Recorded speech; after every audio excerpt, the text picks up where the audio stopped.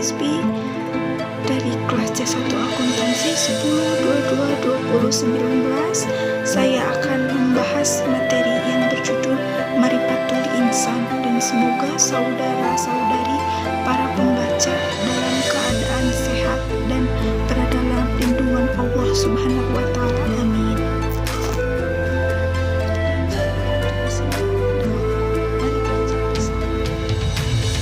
Bagian yang pertama, Ta'rif al-insan, yang artinya mengenal manusia. Insan memiliki dua kata, marifat dan insan.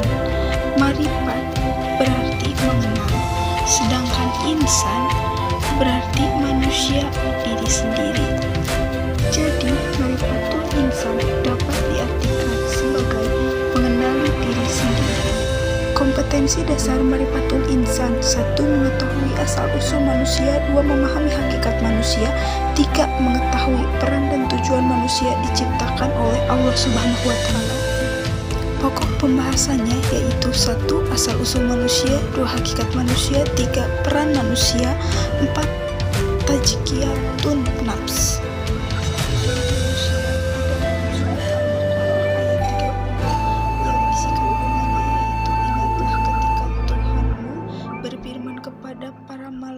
Sesungguhnya aku hendak menjadikan khalifah di muka bumi. Mereka berkata, mengapa engkau hendak menjadikan seorang khalifah di muka bumi itu? Orang yang akan membuat kesusahan padanya dan menumpahkan darah, padahal kami senantiasa bertasbih dengan memuji engkau dan mensucikan engkau. Tuhan berfirman, sesungguhnya aku mengetahui apa yang tidak kamu ketahui. Hakikat manusia: 1. Mukarram, makhluk yang dimuliakan. 2.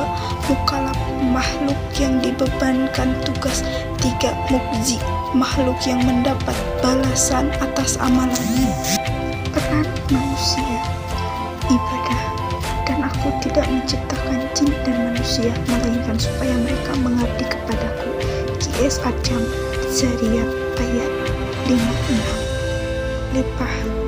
Dan ingatlah ketika Tuhanmu berfirman kepada para malaikat, aku hendak menjadikan khalifah di muka bumi. Mereka berkata, apakah engkau hendak menjadikan orang yang merusak dan menumpahkan darah di sana, sedangkan kami bertasbih memujimu dan menyucikan namamu? Dia berfirman, sungguh aku mengetahui apa yang tidak kamu ketahui. QS Al-Baqarah ayat 30.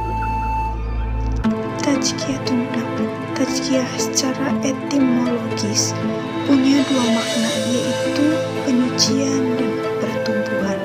Secara istilah, zakatun nafsi artinya penyucian tatahur jiwa dari segala penyakit dan cacat, merealisasi tahakkuk berbagai macam padanya, dan menjadikan asma dan sifat sebagai akhlaknya.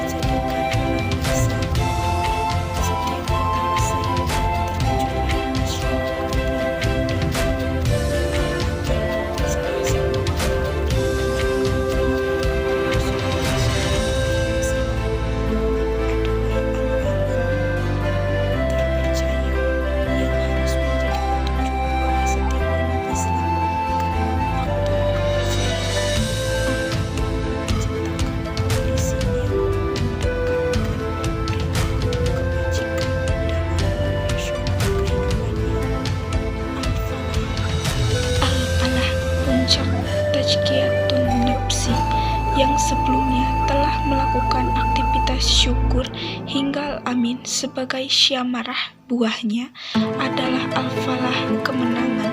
Al-falah yang diraihnya bukan hadir tanpa melalui proses tadhiyah. Untuk meraihnya, ketaatan atau tishak kepada Allah Subhanahu wa Ta'ala dan Rasulullah Shallallahu Alaihi Wasallam menyertainya.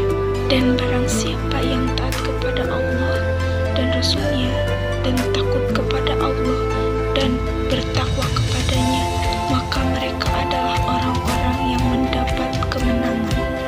QS 24 ayat 52.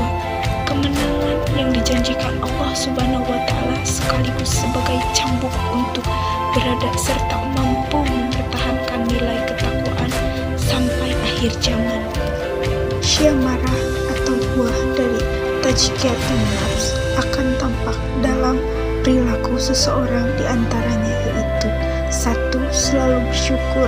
Mensyukuri nikmat Allah yang diberikan kepada seseorang adalah perbuatan mulia, tetapi banyak di antara orang sulit melaksanakannya karena merupakan nilai nikmat yang sangat besar oleh atau telah diberikan oleh Allah Subhanahu wa Ta'ala, kecuali orang-orang yang selalu mengadakan tazkiyatun nafs terhadap dirinya sendiri.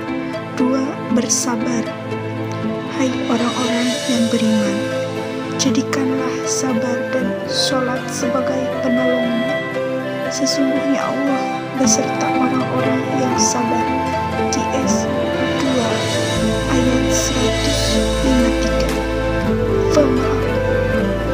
Konsekuensi tertanamnya tazkiyatun nafs juga dapat melahirkan orang-orang yang mampu menahan amarah dan membentuk perilaku pemaaf, karena dalam diri penuh emosi, sulit orang mampu mewujudkan jiwa yang suka memaafkan terhadap kesalahan pihak lain.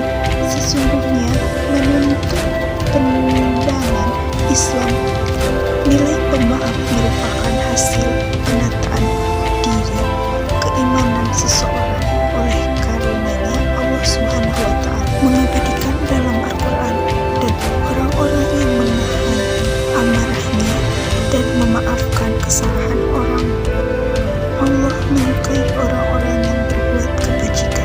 QS 3